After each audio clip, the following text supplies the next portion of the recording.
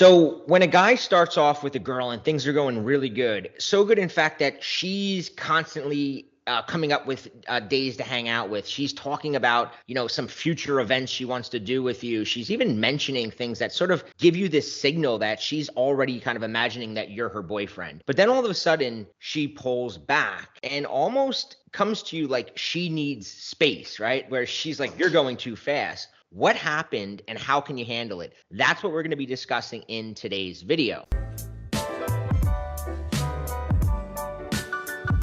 Hey guys, I'm Bobby Rio and I'm here with Chris Anderson. What's up, guys? And Chris has been doing a lot of coaching lately, and we've been talking about this dilemma where guys come to us and they say, she started off, she was texting me 3-4 times a day and sending me good night texts. And all I did was kind of stay at the same pace as her. And then all of a sudden she went cold. So I know you've had a lot of clients recently going through this. I wanted to hear what you think is causing this and also what they can do to prevent this from happening. So this one's super interesting. I know you've probably seen this too. When you're doing coaching, a lot of times you probably think, or we've had to tell guys, you're going too fast, you're being too available, you're too needy, right? Like they're doing it right from the beginning. A lot of times we started to notice is the guy really is just going along with how fast the girl is going at the beginning, right? He's just kind of following her lead. And what we noticed is girls at first can really get obsessed with you right away. Not the kind of obsession that we're looking for, that long-term love, kind of what we teach you to get, but it's kind of like a short-term, he's a shiny new toy, I want to figure out this puzzle right now. So they really get into you. And like Bobby was saying, they'll text you all the time and they want to see you and they want to do things that are out of context for how long you've known her. And when you go along with this, she tells you we need to slow down, I need space. And it totally shocks guys because they're like, what's going on? She was coming at me. I was just going along with it. Yeah. There's two things that I think you have to be aware of, right? One is that you have to realize you don't really know where a girl is coming from. Meaning there's been a lot of situations where, and I've even been on the sort of the receiving end of this, where a girl's totally into me, and then you find out that, she just got out of a relationship and it's almost like she's using you as a distraction from the guy that she was chasing. And then she gets what she needs out of you and she pulls back, right? That's one element of it. The other element of it is women are, and you've probably heard Chris and I talk about this many times, they're always unconsciously testing us. And what they're doing is, if I do this, this, and this, what is he going to do? So if she's giving you all her time and all her attention, it's sort of a test. Well, am I going to get this out of him, or is he going to pull back? And as much as we think, well, it's bad to slow things down, in her mind, a high value guy, she's got years and years and years behind her of guys slowing things down, right? That's what she used to. That's what she associates with that high value guy, right? That feeling of him being in control. And when she realizes, wait, I'm in control, I'm leading it, it's kind of a disconnect for her. Would you say so, Chris? Yeah, no, I agree 100%. Yeah, you really have to go through a phase of slowing her down. I think if you want to put it into terms like your program, the scrambler, when a girl's into you right away, you might have this thought, I skipped the scrambler. I didn't have to do it. I bypassed that. You're wrong. You never bypass that. Every girl has to go through this phase of wondering about you, thinking about you, the process of falling in love with you. You don't skip that, because we can sometimes be tempted to be like, oh, I skipped that whole process. She likes me right off the bat. No, even if she feels that way right then, it's not solid. You don't have that solid base with her. You have to have this period where she's wondering, where she's thinking about you, where you're the one slowing down and she's chasing you. So don't be tempted to think, man, I just bypassed the whole thing. I could break all the rules now because she's into me. It doesn't work that way. It will catch up to you and she will give you that talk and say, hey, we need to slow things down. Yeah, on the flip side, though, to what Chris just said, is that you actually, if you look at it and you say, okay, things are going really well, and your mindset might be, well, I don't want to risk it by doing, playing a little harder to get. I don't want to risk it. But in reality, when things are going really well and you do some of the stuff that Chris mentioned, like the scrambler type stuff where you create a little bit more intrigue and you're actually giving her what she wants, right? She wants that uncertainty, that confusion. She wants to be sucked in a little bit more. And it's a lot easier to do that when things are going good. Think about yourself, right? When things are going really well with a woman and then all of a sudden she kind of pulls back or she cancels one day, your interest in her gets even more magnified. So when things are going good, it's actually an amazing opportunity to introduce some stuff that she actually wants, right? Some of that feeling of what's going on, right? Like some stuff she can go talk to her friends about. So don't wait till she pulls back and then you're like, oh shit, I got to do some of that because you missed a great opportunity. So I did want to point that out, is that when things are going well, it's actually a better opportunity to say, hey, I know things are going well. Now I can take it to that next level. Yeah, totally true. So I know, guys at home, if you're watching this, you're like, all right, guys, give me some examples. What are the areas that where she might be going a little too fast and where you can be the one to slow it down? Because again, if you don't slow it down, it's going to get blamed on you. It's your job. So I don't want any guy at home thinking, well, she was going fast and I just went along with it. No, it's your job, right? It's not the woman's job to set the pace of the relationship. It's your job. So let's just hop into 3 areas where this might come up. And the first one is really the obvious one, and that's your text relationship with her, right? Mm-hmm. Every guy, I mean, I can remember a time before you had to deal with this, and I'm sure Bobby can too, but pretty much every relationship you get into now, you're going to have to figure out, how do I deal with the texting situation, right? Everyone has a different idea, but where it goes wrong is if she's going too fast and she's too into you right off the bat, she's really going to be pushing for this, I want to text him every day, even multiple times a day. And again, the guy goes along with it because he's thinking, cool, she wants to talk to me. But you get in this pattern, you get in this habit where now forever you have to text her every day. And we all know, you could be thinking at home, well, I'm an attractive texter. I know some cool lines that I learned. Listen, that's going to run out. You can't keep that up day after day after day. Eventually, it's going to veer into the, what are you doing today? Good morning. How was your day? And obviously her attraction is going to take a dip. So you don't want to get into that right off the bat. Yeah. And also it's just, and the texting breeds sort of a familiarity, right? And if she's texting with you all the time, she kind of begins to feel like she knows you, right? She gets to know your schedule. She gets, because you're always going to be like, oh, I'm here, I'm doing this. And now she's like, mentally in her head, she's like, oh, Tuesdays, this is his schedule, this is his routine. And when she knows all that sort of stuff, it's filling in a lot of the blanks. And the quicker she fills in those blanks, the less interest there is, right? She likes that openness. Who's he with? Where's he going? When he's not with me, what's he doing? But if you're not with her and you're texting her throughout the day, well, she always kind of knows what you're doing, right? She always kind of knows, oh, because you're going to say, I'm with Chris right now and recording this pod. Well, now she knows that you're with Chris. And that eliminates some of that mystery that needs to be there, especially in the beginning, right? That mystery is what sucks us in. It's what pulls us in. And the more you're texting with her, the more you're eliminating that. The more she feels like, well, I already know him. Right. Yeah, exactly. So again, in this realm, it's another area you have to slow her down. Don't just follow her lead and text her all the time, because I call it the texting catch-22. It's a catch-22 because you're excited she's texting you all the time, but texting all the time lowers attraction. And then you feel, I mean, the guys I coach, they feel boxed in because they're like, Chris, I can't stop texting her because we've already graduated to that level of texting every day. But texting her every day is lowering her attraction for me. So you feel trapped. So really what we coach is never get into that in the first place. Slow down the texting.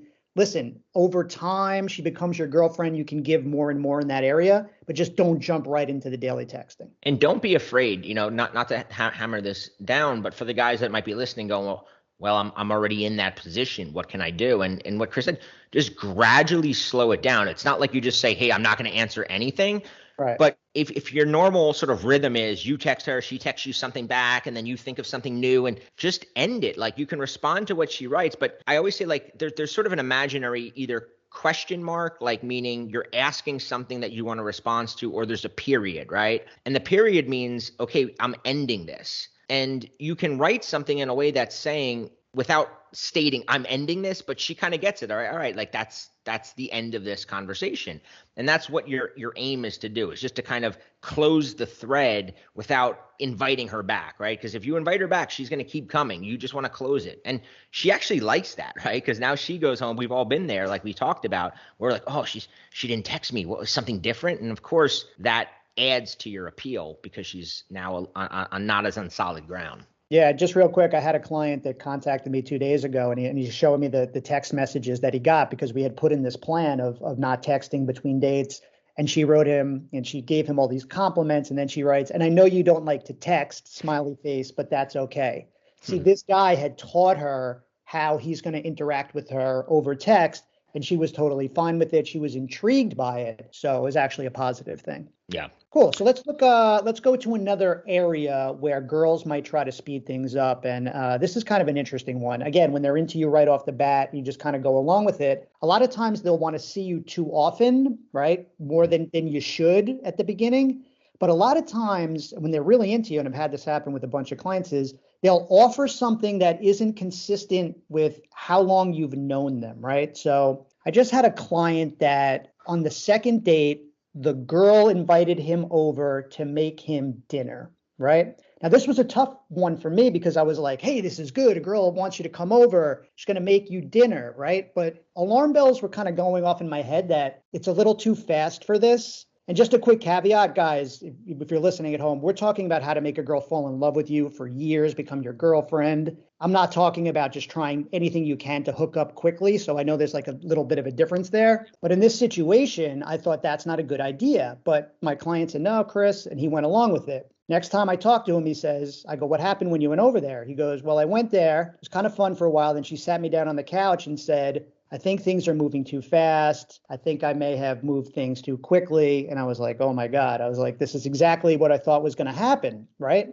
You're moving too fast with her when you do things. I've had another client where like you get invited to a wedding after a third or fourth date. It's too fast. You shouldn't be meeting family or her brothers and sisters. It's too fast for that. You have to be the one to slow that down. And I'll jump in and say that when you slow things down, you don't tell her I'm slowing things down or this is moving too fast. You just don't do it. So if she says, hey, I want to come over or she invites you to a wedding, right? You don't say, well, I think that's a little too quick. You just come up with a reason that you can't go. Just be like, hey, you know what? I got something going on that weekend. Be like, it sounds so much fun. Like, don't push it. Don't make her feel bad or embarrassed for asking you. Just have a reason why you can't do it that is believable, right? Be like, you know what, it sounds like it'd be an amazing time, but that weekend or just if she doesn't give you an exact date and you're like, well, how can I turn it down? Just be like, listen, I got a lot of stuff coming up in the next few months project wise. And this just, I don't want to veer back, but one of the reasons when we were talking about texting a lot is that women really want a guy who's like got a lot of stuff going on and he's busy and he's autonomous, right? And texting all the time is not that guy, right? Like a really successful guy is not, sending text throughout the day to some girl. So same thing with your schedule, right? A really successful autonomous guy, he's got a busy schedule. So you using that actually increases her attraction. But if you start saying things like, well, I think we should slow it down, then it gets a little weird. And you also make her feel stupid, which doesn't make her feel good being around you. So you want to do it in an indirect way. I just want to point that out when it comes to turning down her invites, because you don't want to make her feel dumb about it. Yeah, the way I coach it is politely suggest something else. So with the wedding thing, I told the client, I said, hey, say, I can't do that, but what I can suggest is we go grab a drink on Thursday night at 8 o'clock. So you definitely suggest something else. You don't want to flat out turn somebody down. You just want to take what they offer and shift it into something more appropriate for where you are in the relationship with her. But yeah, everything should be positive. It should never be negative. Like with texting or social media, I tell guys, don't go on a rant. Don't be like a preacher, like social media is dangerous and I never go on there. It's a bunch of losers always talking, like posting pictures of their food. Just don't do the social media thing with her, right? Don't, go off on texting. Texting's stupid. Guys who text are idiots. Like, just don't do it. You don't have to go on like a rant about it. Definitely. So let's jump into the next one of areas that you have to be cautious of and areas that you want to slow her down in. Yeah, so this one's very interesting, right? And this is again, this is pinpointing where a lot of the clients we work with go wrong. They just can't seem to help themselves, and I think we know why. This is where how much you reveal about yourself, how much you tell about your past. Because really, what happens is when a girl first, especially women, when they first meet you, they want to, especially when they like you, they really want to figure you out, right? You're like this new puzzle to them, and they want to figure you out now. And you notice if you've ever sat down with a girl you like and on a date, she's kind of peppering you with questions. She wants to know what makes you tick. She wants to know what you're all about. So she'll question you on stuff, right? And from your angle, you're like, man, somebody's interested in me. That no one's ever, my friends don't even ask me about my job. No one's asked me about my past relationships. You're so tempted to spill everything, to spill your guts, especially the negative stuff you've kind of been holding in. Like, if a girl's like, oh, what happened in your past relationship? And you're like, you shouldn't be talking about that, but you're spilling your guts. And, it feels good to get it off your chest. But what happens is women go from wanting to know everything about you, but that moment that they figure you out, now they kind of want nothing to do with you. And that's why it goes from so hot to so cold. Yeah, one way to look at it, right? Imagine me and Chris are talking, and Chris is like, "Oh, have you seen that new Netflix show?" And I watched like the first episode. He's finished the whole season. Now, I want to get all the information out of Chris, right? I want to go, what happened? What did this character who like? And I want it, but the more he tells me, eventually, if he tells me too much, I'm not even going to finish watching the new show, right? Because I'm like, I got the information, I wanted it, but once I got it, it was like, oh, well, I don't need to watch the show anymore. On the other hand, if you look at shows that suck you in, they're giving that information, they're sparsing it out over the course of, let's say it's a 14 episode season. It's like you're not knowing every detail, right? That there's the one character who has this mysterious past that you want to know what happened. There's another character that you sense something's going on, and they slowly let you find out the nuggets, right? They slowly quench that desire of, well, what's going on here? What's going on here? And it's kind of like that with you, right? Well, what is your past, right? What does she want to know? She wants to know about your previous relationship. She wants to know right now if you're seeing anybody else. There's all these things she wants to know, and you want to keep that alive as long as possible because that's what's drawing her in, right? The same thing like we talked about, if you're watching a show, the longer you can string that along, the more engaged you get, the more you invest, the more sucked in you get, and that's when you become really I guess invested in the person, which takes it to that next level. Yeah, you really just want to reveal stuff slowly. So the next question in your mind at home, you might be like, well, Chris, how do I do that? They're going to pepper me with these questions. Really how I coach it and we coach it is diffuse it with humor, right? How many girls are you dating? Oh, only about 157, right? So you kind of diffuse with humor, and it does two things. It makes the interaction more fun, and it keeps her guessing and working to figure you out. So that's really a quick technique. Just a quick side note, if she keeps asking and asking, like let's just say I had a client where the woman was really wanted to know about his divorce. No, seriously, like he diffused with humor, like we trained. And she's like, no, seriously, what happened with your past relationship? Now, if you try diffusing with humor a couple of times and that doesn't work, this is where you want to get more serious and just be like, listen, if I had a relationship with you, I would keep that private between us. And I'm going to do that same thing with my past relationships. I'm not really going to reveal that. I'll just keep it between me and her. And really, that's like once in a while, just showing you can put your foot down, showing you can say no. So you mix it up, right? It's not all being humorous. Once in a while, you want to kind of put it out there that you're not going to reveal everything. You're not an open book. Like Chris said, she'll actually respect that because women have a fear that guys are like going to badmouth them afterwards. So by not badmouthing exes or other girls, you're kind of showing her that you're this mature guy that doesn't feel the need to like get validation by badmouthing a woman to another woman. So in that sort of thing, yeah. And in general, you can be vague, right? Vagueness is a really, if you think about, again, not to hammer home this TV show thing, but they're vague, right? They say things and you're like, you get a little hint of it, but then they don't fill in all the blanks. And that's how you can be with her. You can be vague and let her want more. And then eventually you can tell another story that gets a little bit more into it, but you don't want to give it all away right at once. So humor, vagueness, and as Chris said, occasionally just saying, listen, past relationships are past relationships. I see, it was what it was. I don't see the need to kind of get into it, right? And you don't have to be mean about it, right? That's like one thing that you never want to make her feel bad for asking a question, right? You don't want to embarrass her for asking the question, but you don't have to answer it, right? That's key. You don't ever have to feel like you have to answer just because she asked.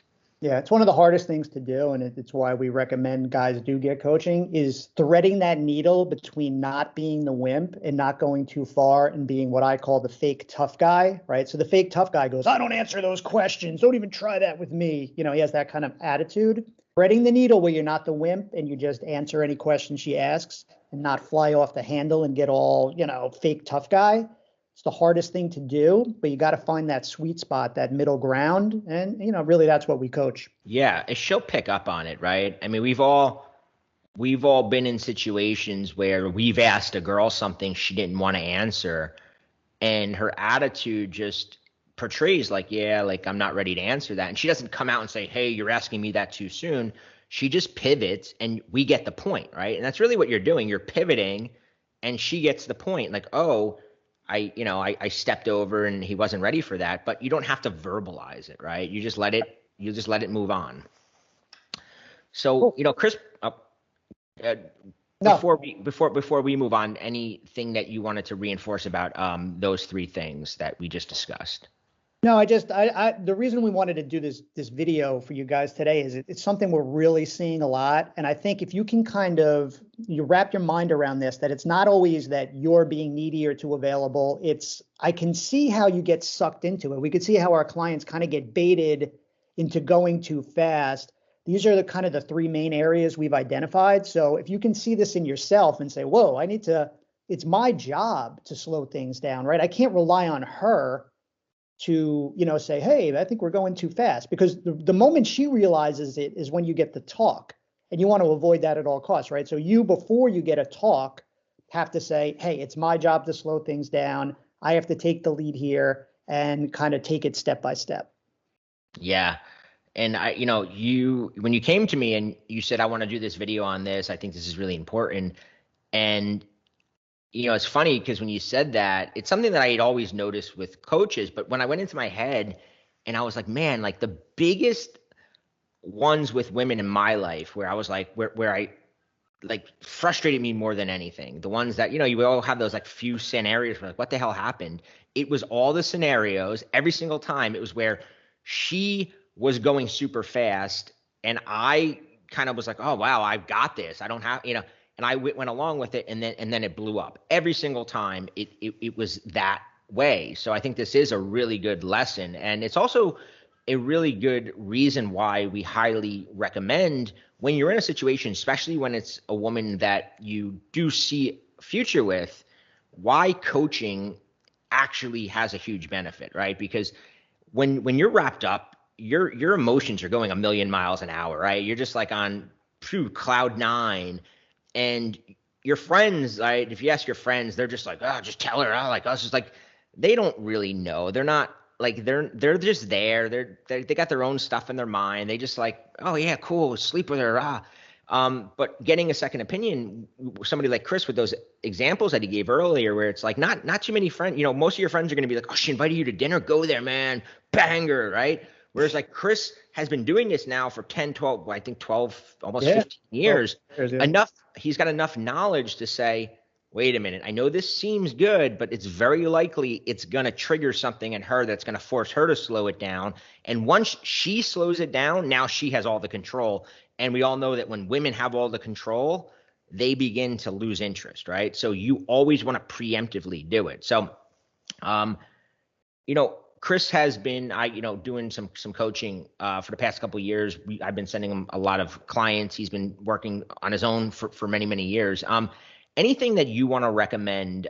First off, how guys that are interested in getting in touch with you, but also what do you think the biggest benefit of working with a coach is?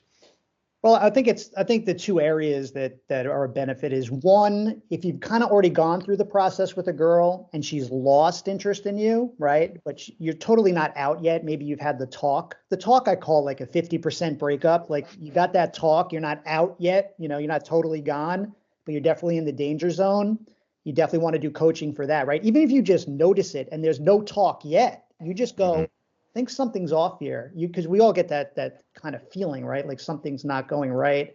I don't know, something's different. I just sense it. Why wait till you get the talk? Why wait till you get the breakup, right? You need, that's when an alarm should go off in your head. Hey, I need help here. And as coaches, that's what we do. We help you get her interest back up before you get that talk. But even if you just met somebody, or even if you're out there trying to meet somebody, you might as well learn this right from the beginning, so you don't even have to do damage control, right? You really need to understand, because if you do it right from the start, you're not even going to have to deal with any of this stuff. So really, I have two sets of clients. I have that client that's kind of lowered her interest and we got to get it back. Then I work with a lot of guys where they're like, hey, Chris, I'm meeting girls right now and I'm kind of on date 1, date 2. It's all brand new, but I want to make sure I never make those mistakes again. Let's do everything right from the start. Yeah, no, and those are two of the best to work with in terms of, I mean, especially the ones like you said, where they're doing it preemptively, where they're going out and they're like, because they've realized it, right? We all have gone through experiences where we're like, something's not working, right? I've gone out with like 15 dates in the last 2 years. I can never get past date 3. Why don't I now deal with this instead of meeting my dream girl again and falling for her and it not going forward? Let me deal with this in advance. But yeah, and I've seen the emails that clients, have thanked me saying, hey man, thank you for recommending Chris to me, because I thought I had totally blown it with her. I thought that I killed all the attraction. He was able to turn it around. So highly recommend it. So we're going to put a link under this video. First off, we're going to put a link to Chris's YouTube channel if you want to learn more from him, but also a link to his coaching where he explains a little bit more about the process of working with a coach. You can learn a little bit more about it, and I highly recommend it. I've hired many coaches myself over the years for all areas of my life, because when you're in the thick of things, it's so crucial to have an objective outside observer, right? Somebody who's not afraid to say, you're messing up right now, right? Because like nobody, again, our friends don't want to tell us that. They feel bad, right? Whereas like one of the things me and you do is like we're fine telling somebody like, listen, you're gonna mess up if you do that. And as much as you might not want to do this other way we're telling you, it's going to work. And when you see it work, it really is. You much quickly become a believer when you see advice work. So yeah, absolutely. Again, under the video, I'll leave a link to both Chris's YouTube channel if you want to check out more from him, and also his coaching packages, because I highly recommend them. Thanks for jumping on today, Chris. Good seeing you guys.